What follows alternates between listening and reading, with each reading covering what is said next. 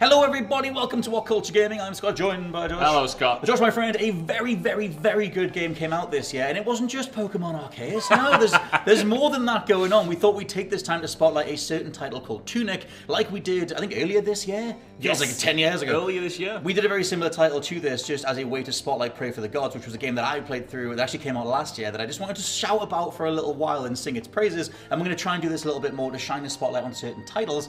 So with that in mind, we're going to talk about Tunic. Josh, you've beaten the thing. I certainly have. It's pretty damn good. It's pretty damn good. Tunic, Scott, if you do not know, it's like an isometric throwback action-adventure game in the same vein as the old Zelda games. So, you know, you're a little fox this time around, and you're exploring an overworld, and you're going into dungeons, you're getting upgrades to unlock previously locked doors, all of that jazz. If you have played something like the older Zeldas, you will know it's very Zelda. What you're getting yourself into. And that's kind of why I wrote it off initially, despite its really good reviews and despite you recommending it back at the time. I was like, why would I play a game called Tunic when I've got Elden Ring over here, I've got Dying Light here, I've got Horizon Forbidden West over here, all of these AAA World's games. in there too. Ollie World is in there as well. But now that we're in a bit of a lull from the AAA space, I thought, right, I'll sit down and I'll go back to this, see what all the fuss is about. And I knew from the first 10 minutes that this game was going to be something special. I hate to say I told you so, the Hives, but I was completely right. Call me the Hives, because yes,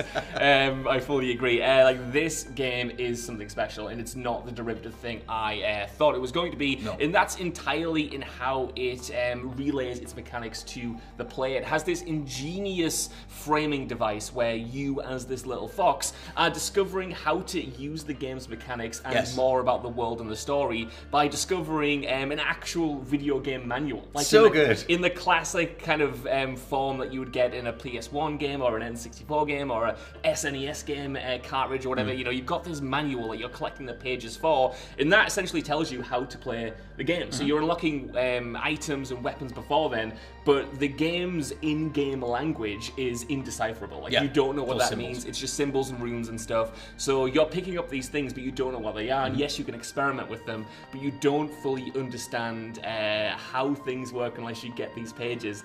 And it's just a love letter to video games in that way. The fact that it's, you know, taking something that is now archaic and essentially non-existent in the video game manual and forefronting it in its world is, like, incredible. There's more to it, but that is the feature that got me in. One of the coolest things, if you've grown up playing video games, if you know, playing stuff in the 90s, the early 2000s or whatever, you'll remember instruction books. You'll remember buying something, sitting on the bus, sitting in the back of your parents' cars you drove home, and just thumbing through all the different pages and being familiar or, you know, learning a certain world about a video game or whatever it is, certain terminologies or what you're about to get into. Tunic inverts that in one of the best ways and just says, well, if you threw you into the game first and you pick up the pages later, those old manuals always did tell you arguable spoilers. Like, you know, sometimes they would. And it kind of just uses that like very much in its favor, and I just love that stuff. All the pages that you find are like super high res, and you can zoom all the way in and look at like the dot matrix printing. They always look like they're straight from the 90s. But yeah, it's very much a love letter, like Josh said, to people who have grown up playing video games. I wonder if it would work with someone who was like never actually read an instruction book in their life. They're buying digital, because even instruction books now, if you buy physical, are like cards. That's like, it's never right. anything, but it's great. I think it would work because the pages themselves are so lovingly put together. Like, it's not just the information that you're getting; it's like the artwork is incredible. Like the way it kind of showcases the characters and the locations you come across in a new, more dynamic way. In a lot of ways, like you learn about the world through the imagery in the book alongside the text that goes alongside it. So I think that even if you don't have that element of nostalgia, remembering when you had to flick through the manuals to understand how to defeat a certain boss, like it still is visually engaging, so it's worth finding the pages for that. But yeah, you're exactly right, you know, back in the day, like when you had to thumb through those manuals to figure things out, like they were an integral part of the experience and progression, and this understands that. So if you play this game and you're kind of just thinking of them as collectibles, and you're not engaging with the manual, like you'll probably get stuck. I was going to say you need to on the first boss because I didn't understand how to level up my character, for instance, and it was because I didn't have the page and I needed to actually look through and read to get that information. And that might sound cumbersome, but it's done in a really intuitive way, in a way that keeps you engaged in the world and makes the rewards in the world actually feel satisfying. Yeah, so there's another thing to this as well. I was going to say, in terms of like base combat and base gameplay, like it feels very satisfying and tactile. The combat has a real punch to it. I don't know if they're jumping frames when you hit enemies, but there's a real like connection there that I think is very satisfying. Another thing is in terms of the way the world is designed, a little bit Soulsian, a little bit it sort of overlapping. You don't realize that you're about to come back on a place that you just were at maybe half an hour ago or something. But the way this game does rediscoverability of the areas that you've been to, where you don't realize how much, because it's always, I think most of the time it's forced perspective, and the vast majority of the time it is, and where you can move like within a frame or something. But you'll appear in the foreground of a previous shot, you'll come in from the side, you'll go down a waterfall or something. That level of interconnectedness, I feel hardly any games get right, and this thing showboats it. It absolutely blew me away. Like, I'm going to compare this to Elden Ring so much. It's not just because they came out at the same time, but it's actually because they tap in to a lot of the same game design ethos. Obviously in massively different genres. You know, Elden Ring's this big open world action RPG, and this is much smaller, much more contained. But that kind of dedication to discovery and interconnectedness and giving you a believable playground that is fun to explore is like there in both counts. And you're absolutely right. The way that these levels are designed and the way that they link together gives you the kind of like that rush when you finally understand how it works, how these environments are linked. I think it has the best shortcuts since the first Dark Souls. I just think every time you come up one of these alleyways that you didn't know was there, or like you said, because it was there the whole time. Ascend a waterfall and you're just thinking, how did I miss this? You know what I mean? It gives you that like adrenaline rush, like genuinely, that you're piecing this world together from fragments. I was reading an interview before I came in to record this. I think it was from one of the game designers who said one of the best experiences is when players realize that the game isn't a square, it's actually a cube. You just continue finding these dimensions to the environment, to the mechanics, and there's always an extra layer of depth. Like Fez style. That you didn't know was there, and that is what keeps it engaging throughout. Like, I went throughout the entire main campaign, got to the end, and then there was just so much packed in there that I didn't even realize was in there, you know? So I was going back through levels, finding these locked doors, and there were just so many extra mechanics, so many extra features that I wasn't aware of, and that's what makes it kind of this special thing to constantly scratch the surface of, because you can keep digging in it, and I'm sure there is a bottom where you cannot continue digging, but that thing it's long.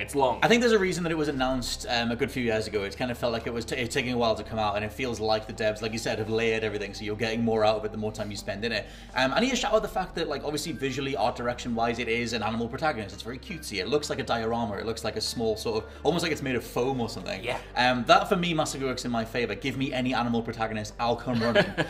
But it's one of those things that I think needs to be shouted out, that the actual core of what you're doing isn't a kid's game. It's not one of those things.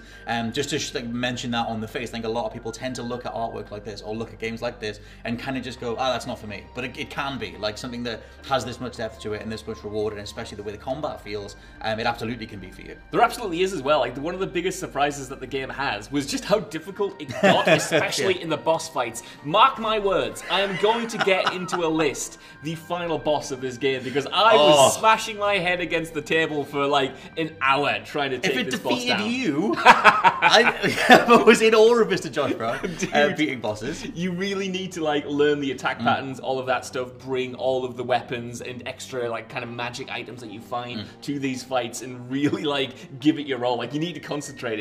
It's definitely accessible for a younger audience, but it has kind of that skill ceiling that makes it rewarding for seasoned players of action. No, totally. It's weird overall as well, because in terms of when the combat gets tighter, it reminded me of Death's Door. That was kind of the tunic of 2021, this sort of isometric, very well realized, very well intentioned art direction wise sort of action RPG type thing, and it just reminds me of that. And I feel like this is that game that it's very easy to overlook, especially when the first half of the year was so stacked, but because the rest of this year is so empty, you might as well go pick something up like this, and like Death's Door, you can be pleasantly surprised by it. Absolutely. I think it's just one of those hidden gems that, like I said, just has this surprising amount of depth to it. The definite hook of it, IMO, is the kind of whole secret element. Just the fact that there is so much to uncover, and even though it's a much smaller player space than something like Elden Ring, of course, it still has that level of depth and that level of discovery to it when you're going through these hidden pathways, or you're finally finding a code to get in a door that you've been looking at for 10 hours and you finally see what's on the other side.